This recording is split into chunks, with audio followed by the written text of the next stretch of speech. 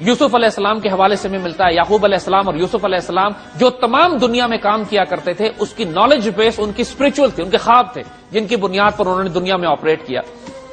ساتھ ساتھ ظاہری علوم بھی ہیں, کیونکہ جب یوسف علیہ السلام کو مصر کی حکومت دی جاتی ہے تو انہوں نے فرمایا کہ مجھے اکنامکس فائنانس منسٹری دے دیجئے, minister for petroleum, minerals, natural resources, agriculture and finance. یہ یوسف علیہ السلام کے پاس یہ, کیونکہ انہوں نے کہا کہ اس علم کو میں رکھتا ہوں, اس کام کو میں جانتا ہوں, تو یہ سائنسز, یہ نالج بیس ہمیں دی جائے کہ گڈ گورننس, کہ معاشرے میں عدل, اطمینان, امن, لا اینڈ آرڈر کو مینج کرنا, یہ سب کچھ گڈ فائنینشیل مینجمنٹ سے کیا جا سکتا ہے. اس کی مثال یوسف علیہ السلام نے, جب وہ مصر کی حکومت ان کو دی گئی. تو یہ موسیٰ علیہ السلام بذات خود یہ ہمیں سکھا رہے ہیں کہ اگین نالج بیس جو ہے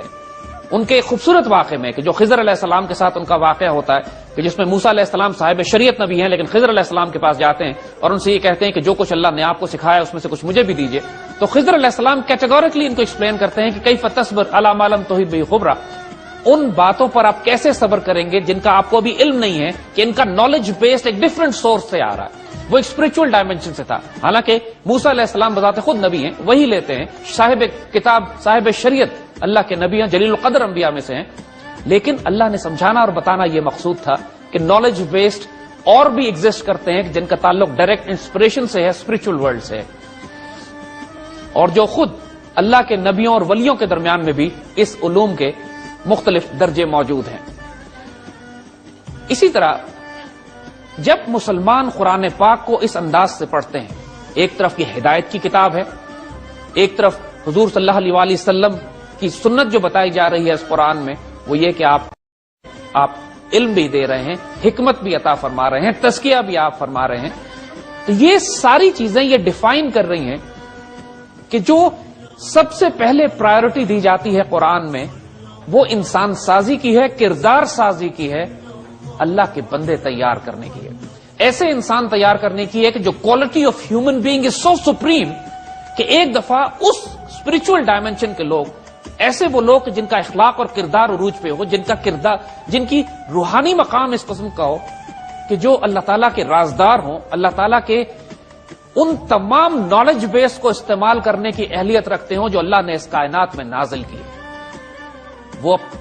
زمینوں اور آسمانوں, یتفکرون فی خلق السماوات والارض, زمینوں اور آسمانوں میں ہر ڈائمینشن پہ غور و فکر بھی کرتے ہیں, اپنے انٹلیکچوئل ڈائمینشن کو بھی استعمال کرتے ہیں, تدبر بھی کرتے ہیں, اپنے قلب کی ڈائمینشنز کو بھی استعمال کرتے ہیں, اور وہ اپنی اسپرچل ڈائمینشنز کے ساتھ اس کو ریلیٹ کر کے اپنے دین کو اس دنیا میں اس طرح امپلیمنٹ کرتے ہیں کہ زندگی گزارنے کے لیے جن تمام علوم کی ضرورت ہے وہ ان کے پاس ہوتے ہیں. یہ وہ ایک ایسا حیرت انگیز بیلنس ہے جو سب سے بڑی اسٹرینتھ ایک مسلم سویلائزیشن کی یا مسلم ایجوکیشن بیس کی ہے, وہ یہی کہ پہلے وہاں پہ ریلیجس اور اسپرچل ایجوکیشن پہ زور دیا جاتا ہے, اس کے بعد سوشل سائنسز پہ, اکنامکس کیسے مینج کرنی ہے, حکومتیں کیسے بنانی ہے, گورننس کیسے اسٹیبلش کرنی ہے, سوشیولوجی کیا ہے, قوموں کے عروج و زوال کے اسباب کیا ہیں, انسان کا اللہ سے, مخلوق سے اور کائنات سے تعلق کیا ہے. جب وہ گراؤنڈنگ مکمل ہو جاتی ہے تو پھر تیسری ڈائمینشن آتی ہے کہ جہاں پہ آپ فزیکل ورلڈ میں, فزیکل سائنسز پہ جا کے ریسرچ اینڈ ڈیولپمنٹ شروع کرتے ہیں. یہ ایک انتہائی حیرت انگیز پہلو ہے مسلم تہذیب کا. اگر آپ حضور صلی اللہ علیہ وآلہ وسلم کے دور سے خلافت راشدہ اور اس کے بعد بنو امیہ, بنو عباس اور اندلسیہ کو کمپیرزن کریں